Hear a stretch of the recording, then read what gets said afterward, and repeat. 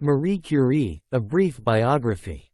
Marie Curie was a Polish-born French physicist and chemist known for her pioneering research on radioactivity.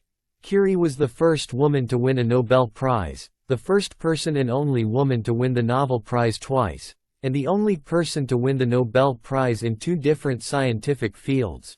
She was also the first woman to become a professor at the University of Paris.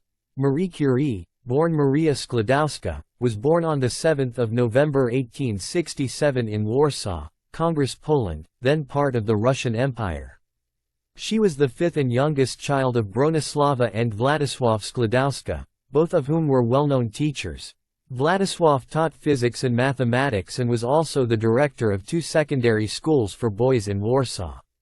When Russian authorities forbid laboratory instruction from Polish schools, he took most of the equipment home and instructed his children in its use. Bronislawa, on the other hand, ran a prestigious boarding school for girls in Warsaw but resigned from the position when Marie was born. Marie's father was eventually fired from his job by his Russian supervisors after being accused of pro-Polish sentiments. He was then compelled to take up lower-paying posts and the family began supplementing their income by lodging boys in the house. The family even lost some money on a bad investment. In May 1878, when Marie Curie was 10 years old, her mother, who was an ardent Catholic, died of tuberculosis. Barely 3 years earlier, her oldest sister, Zofia, had died of typhus. The death of her sister and mother made her lose faith in Catholicism. In 1877, Marie Curie, aged 10, began attending the boarding school of J. Sikorska. Later she enrolled at a gymnasium for girls. In 1883, she graduated from the gymnasium with a gold medal. She spent the following year in the countryside with her father's relatives. The next year, she moved back to Warsaw to spend time with her father. Once in Warsaw, Curie tried looking for institutions for higher education but she was unable to enroll anywhere because she was a woman. She and her sister, Bronislawa, were left with no choice but to enroll at Flying University, which was an underground university, and the only institution in Warsaw that gave admission to women. During this period, Curie also began working as a governess, initially as a home tutor and then later as a governess to the Zorowskis in the village of Shuki, who were relatives of her father. Curie promised to provide financial assistance to Bronislawa during the latter's medical studies in Paris, in exchange for financial assistance 2 years later for her own studies. In 1890, Curie began her practical scientific training in a chemical laboratory at the Museum of Industry and Agriculture in Warsaw. The academy was then run by her cousin Józef Boguski. While pursuing her studies, Curie religiously educated herself as well by reading books, being tutored, and exchanging letters, all the while working as a governess. In late 1891, Marie Curie left for Paris. On arriving there, she briefly stayed with Bronislawa and her husband before renting a garret in the Latin Quarter, which was close to the University of Paris, where she would soon start studying physics, chemistry, and mathematics. But life in Paris proved to be quite difficult for her. She studied during the day and tutored in the evenings to earn a meager income. She often wore all her clothes to protect herself from the Paris cold and sometimes even forgot to eat while focusing on her studies. In 1893, Curie, aged 29, earned a degree in physics and began working in physicist and inventor Gabriel Lippmann's industrial laboratory. She continued to study at the university and was even granted a fellowship to complete a second degree in 1894. Marie Curie began her scientific career in Paris with an investigation of the magnetic properties of various steels, which was commissioned by the Society for the Encouragement of National Industry.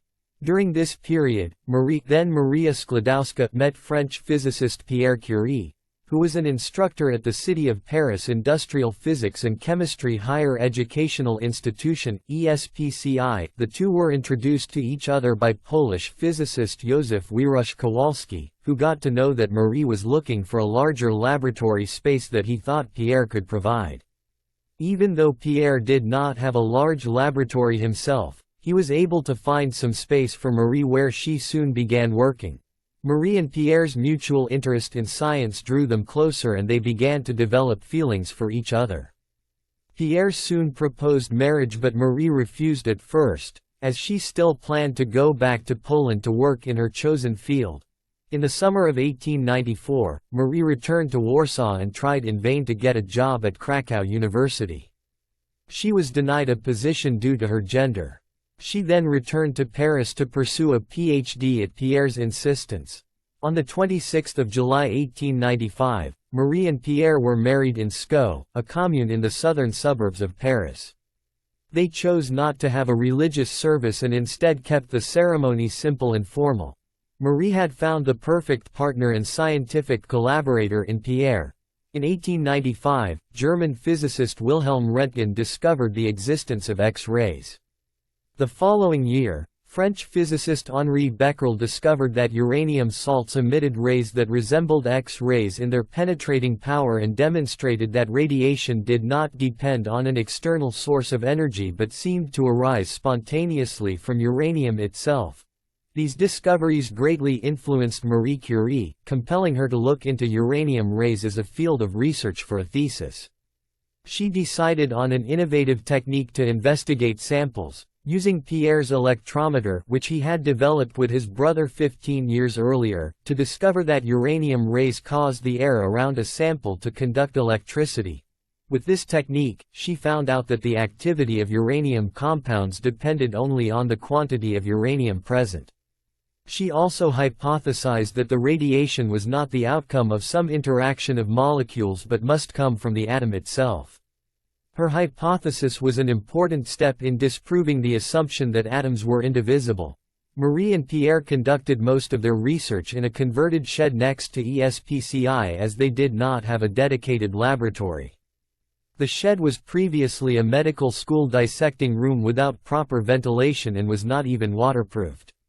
Worst of all, they were both unaware of the harmful and dangerous effects of being exposed to radiation due to their unprotected work with radioactive substances. Although ESPCI did not sponsor their research, Marie received subsidies from mining and metallurgy companies, governments, and various other organizations. By 1898, Pierre Curie had become so invested in Marie's work that he dropped his own work on crystals and joined her in her research.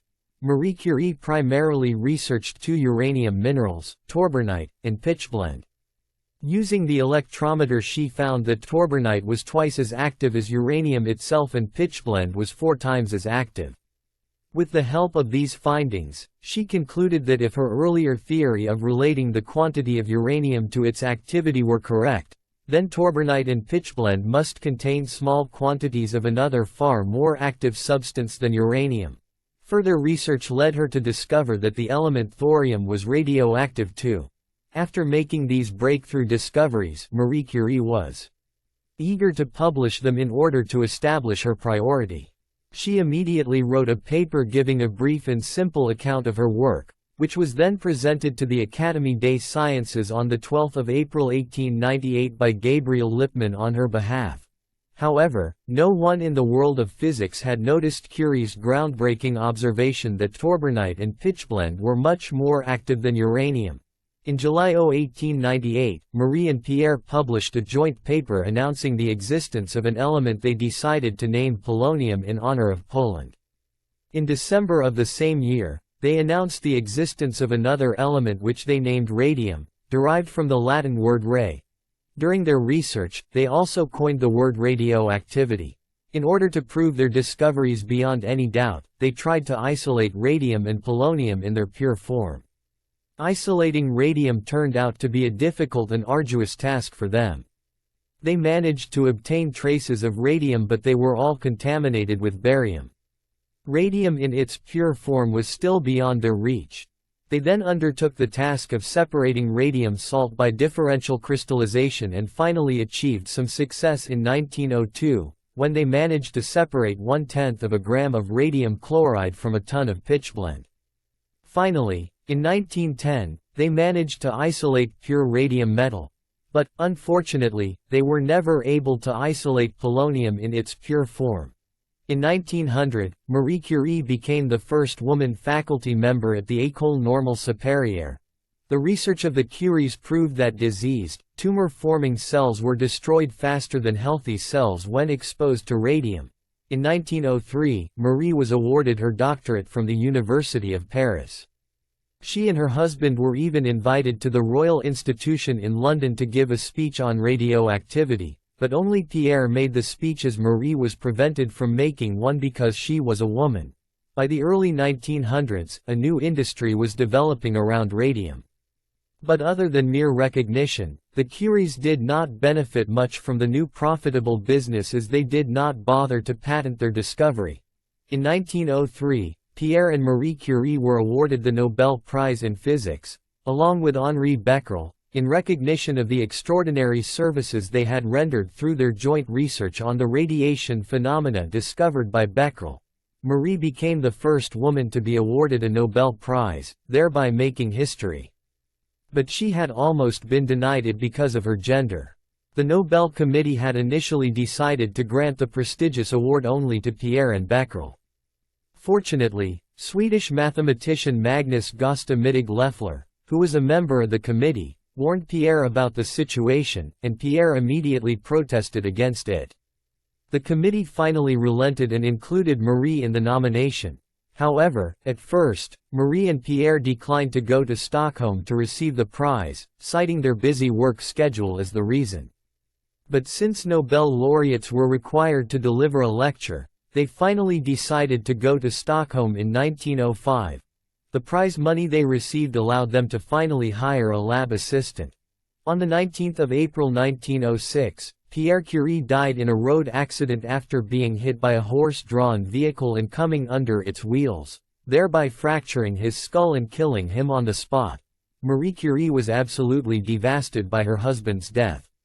A month after his death, the physics department of the University of Paris decided to retain Pierre's chair and instead offered it to Marie. She accepted it with the hope of creating a world-class laboratory as a tribute to Pierre. By accepting the chair, Marie became the first woman to become a professor at the University of Paris. By 1910, Marie Curie had gained international fame as a scientist working for France. She was lauded and celebrated by the French press as a French heroine and icon when she was awarded the Nobel Prize. However, during the elections of the French Academy of Sciences to elect Curie to membership in the Academy, she was brutally vilified and attacked by the press as a Jewish foreigner and atheist who did not deserve French honor.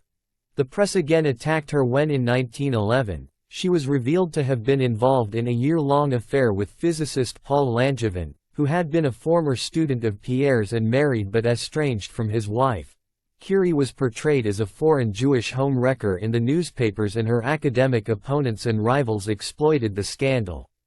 The affair caused such an uproar that when Curie returned from a conference in Belgium, she found an angry mob in front of her house waiting for her. She was then forced to take refuge along with her daughters in her friend's home. By 1911, Marie Curie had begun getting international attention and recognition for her pioneering work. She was highly respected and admired in the scientific community, which was then dominated by men. In the year 1911, despite the breakout of her affair with Langevin and all the uproar surrounding the scandal, she was awarded her second Nobel Prize, the Nobel Prize in Chemistry, in recognition of her services to the advancement of chemistry through the discovery of the elements radium and polonium, by the isolation of radium and the study of its nature and compounds. But being honored with the prize came with its own controversy. Swedish scientist Svante Arrhenius, then the chair of the Nobel Committee, tried to prevent Curie from attending the official ceremony, questioning her moral standing due to the scandal. But Curie was not one to back down and said in response that she would attend the ceremony because the prize had been given to her for her work and that there was no relation between her scientific work and the facts of her personal life. In this way, Curie became the first person to win 2 Nobel Prizes, that too in 2 different fields. Soon after accepting the Nobel Prize in 1911, Marie Curie was hospitalized with depression and a kidney ailment. For most of the following year, she retreated from public life, instead choosing to spend time in England with her friend and fellow physicist Hertha Ayrton.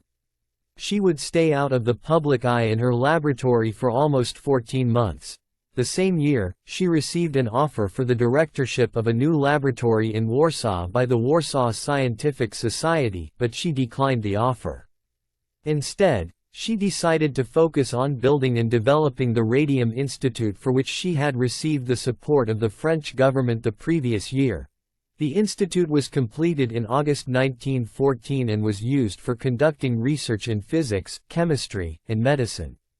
Curie was appointed director of the Curie Laboratory in the institute.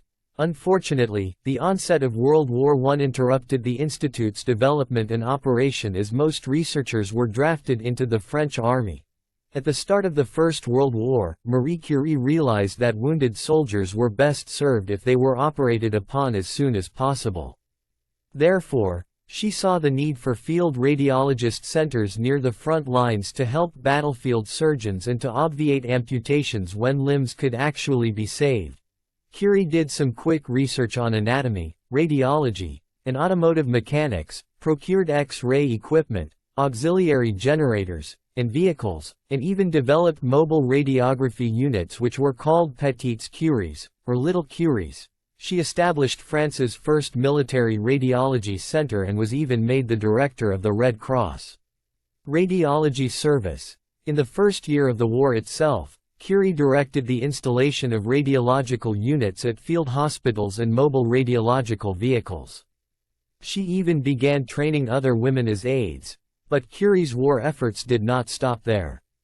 In 1915, she produced hollow needles containing radium emanation, a colorless, radioactive gas given off by radium, later identified as radon, to be used for sterilizing infected tissues.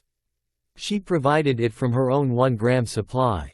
It is estimated that over 1 million wounded soldiers were treated with her X-ray units. Curie even offered to donate her gold Nobel Prize medals to the French National Bank toward the war effort, but the bank refused. She then went on to use her second Nobel Prize money to buy war bonds, knowing well that it would probably be lost. Sadly, in spite of her great contributions to the French war effort, Curie never received any official recognition for it from the French government. After the end of the war, in 1921, Marie Curie went on a tour of the United States in order to raise funds for research on radium. She was received warmly and with excitement by the American public. A Marie Curie Radium Fund was organized by leading journalist Mrs. William B. Melanie to raise money to buy radium for Curie. The fund helped to publicize her trip, attracting more attention to it. Curie was invited to the White House by President Warren G. Harding, who presented her with the 1 gram of radium collected in the United States. Curie began traveling more frequently now, visiting countries such as Spain, Brazil, Belgium, etc. to give lectures and attend public events. In 1922, she became a Fellow of the French Academy of Medicine. The same year, she became a member of the League of Nations' newly created International Committee on Intellectual Cooperation, where she contributed to the League of Nations' scientific coordination with other prominent scientists and thinkers such as Albert Einstein, Henri Bergson, Jagadish Chandra Bose, and Sarvepalli Radhakrishnan. By the 1930s, the Radium Institute had become one of the world's 4 major institutes for research on radioactivity and would eventually go on to produce 4 Nobel Prize winners, including Curie's daughter, Irene, and her husband, Frédéric Joliot. Irene and Frédéric were the second married couple after Marie and Pierre to win the Nobel Prize jointly. In 1925, Marie Curie visited Warsaw to lay the foundations for Warsaw's Radium Institute. Another tour of the United States followed, which allowed Curie to equip the Warsaw Institute with radium. The Warsaw Radium Institute finally opened in 1932 with Curie's sister, Bronislawa, as its director. On 4 July 1934, Marie Curie, aged 66, died at Saint-Célimas Sanatorium in Passy, Haute-Savoie, from aplastic anemia, a disease in which the body fails to produce blood cells in sufficient numbers.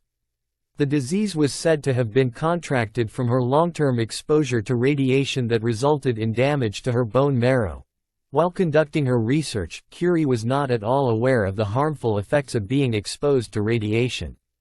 She had often carried test tubes containing radioactive isotopes in her pocket and had even stored them in her desk drawer. She was also exposed to X-rays from unshielded equipment while serving as a radiologist during the war. Curie was initially interred at the cemetery in Sceaux, alongside Pierre. But in 1995, 60 years after her death, Marie and Pierre's remains were transformed into the Paris Pantheon and sealed in lead lining because of the radioactivity.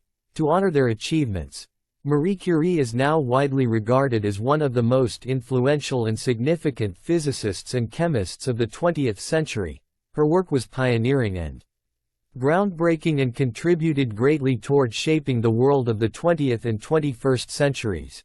Curie's discovery of radium's radioactivity shook, contradicted, and overturned the established ideas and principles in physics and chemistry. It contradicted the principle of the conservation of energy, thereby forcing a reconsideration of the foundations of physics. It was because of her discovery of radium that other physicists such as Ernest Rutherford were able to probe the structure of the atom. Rutherford's experiments with alpha radiation resulted in the nuclear atom first being postulated. The discovery of the radioactivity of radium also revolutionized the medical field, finally offering a means by which cancer could be successfully attacked. But Curie's major achievement is something beyond her scientific work, something much more important. In order to achieve what she did achieve, she had to overcome several obstacles, difficulties, and prejudices because she was a woman. She was forced to deal with such prejudices throughout her life and career, thereby becoming a shining example and inspiration to countless women of subsequent generations. Curie's success and achievements in the world of science have greatly influenced future generations of women, including her very own daughter Irene, to strive for the same and to dare to dream. Curie lived an honest and simple life, refusing several awards and gifts that were bestowed upon her. She instead asked for such monetary gifts and awards to be handed over to the institutions she was affiliated with, rather than to her personally. Her scientific achievements have led her to be regarded as one of the most famous and influential scientists in history, an icon, and a luminary in the world of science. In a 2009 poll conducted by New Scientist magazine, Curie was voted the most inspirational woman in science, and few would dare to disagree with the result. One thing is for sure, the great Marie Curie has served, is serving, and shall continue to serve as an inspiration to all of us.